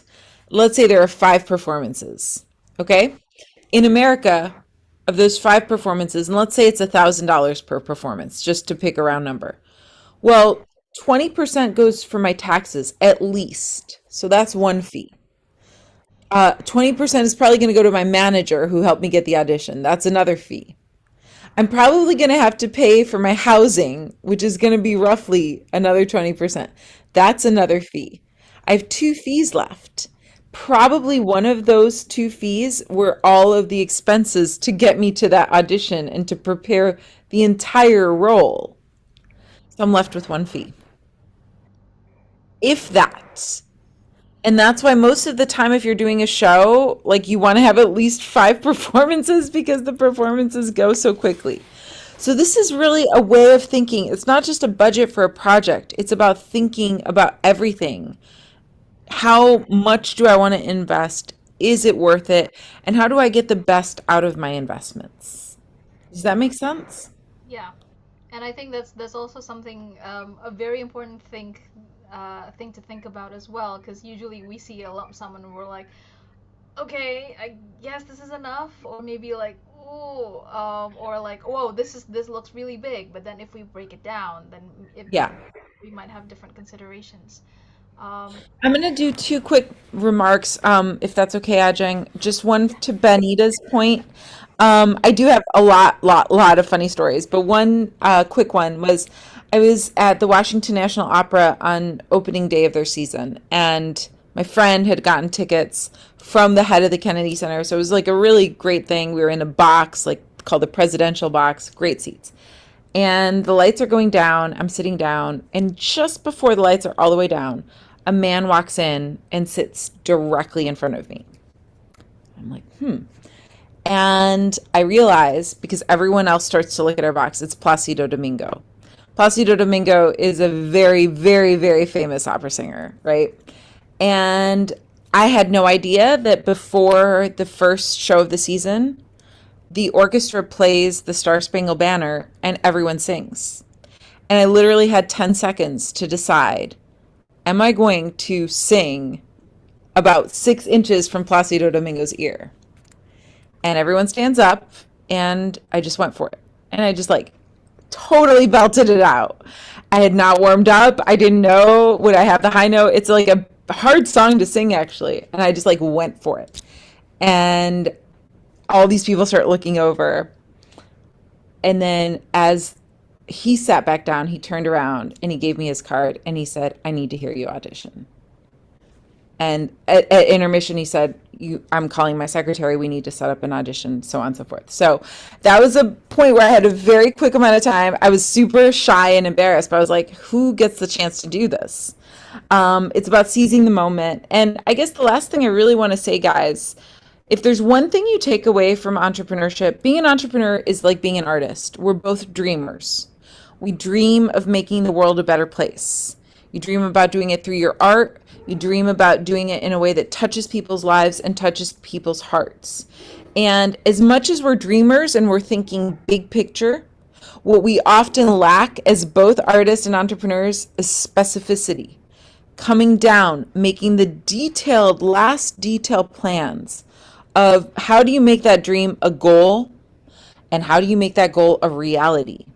And what I've tried to give you in this very big overview are these tools of how to make the dream a goal and a reality by working backwards, by being specific, by making plans and making budgets and sharing your story. And I hope that these are puzzle pieces in a toolbox for you to move forward. Don't ever stop dreaming. The minute you stop dreaming, the whole thing is over. You have to have those big aspirations. But what will make you different from other artists is being an entrepreneur and being able to have the big dreams and use the entrepreneurship skills to make it happen. I really believe me that these are pieces of advice I've collected over 25 years of doing this, and I know it's worked for me, and I really believe it can work for you. I remain completely dedicated and devoted to you guys. So you have my email, you have my Instagram, you know where to reach me. I will always write back. I think I've proven that. But I want the best for you, and I want you guys to be able to showcase your talent to the biggest, broadest of audiences in this internet era. Anything is possible, as Benny and Samuel and Diki and Ajeng and all of you have shown us. So the world is your oyster. You are in the best place possible in history to have the broadest audience and the most possibilities. So don't forget that. And I really will be cheering you on and wishing you very well on your entrepreneurship journeys.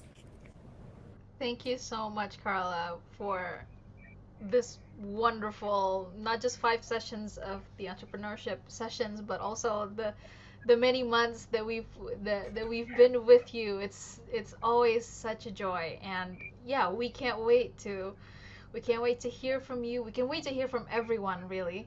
And let's not forget that tomorrow and Sunday we will have our performance days.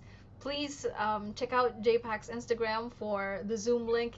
Everyone is welcome to join, whether you're in the artistry class or you've this is your first time joining us. Please do come, and please celebrate the wonderful collaborations that we've done in the past few months. Once again, Carla, thank you so much. No, thank you, Ajeng. And really, just write to me from time to time, guys. I mean, I hope, I'm not a cold call anymore. I'm an email away. I'm a button away. If you have questions, say, hey, I really need some help understanding budgets more, or can you recommend like an article or a website or something? I'm here for you. And believe it or not, like no one ever follows up with me. And it makes me really sad because I think of you guys as friends, and I like, oh gosh, they forgot about me in like a day. So please stay in touch because I really hope to hear from you. Awesome. We will. That's also something that I'm very bad at keeping in touch with people sometimes. So like this is also the perfect way for me to learn. Um, I know we've gone over time a little bit. We're very sorry about that. And so I think now let's take our group picture.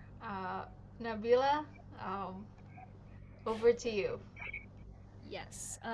So before we take a picture, I would just like to remind you to please fill in the presence form if you haven't done so. And okay, now if you could please turn your camera on so we can take a picture. Okay, is everyone ready? 3, 2, 1. Cheese. Okay, again. 3, 2, 1. Cheese. Okay, thank you, everyone. Thank you guys. And please send me more about this like fashion thing. I gotta look into this. So cool. All right, take care, and we'll see you tomorrow for the show. Have a good day, Carla, and have a good evening, everyone. Thank you Bye. guys. Bye. If you guys are going to karaoke night, please let us know. JPAC is having a karaoke night tonight. Cool. Have fun. So yeah, thank you so much, everyone. See you soon. Bye.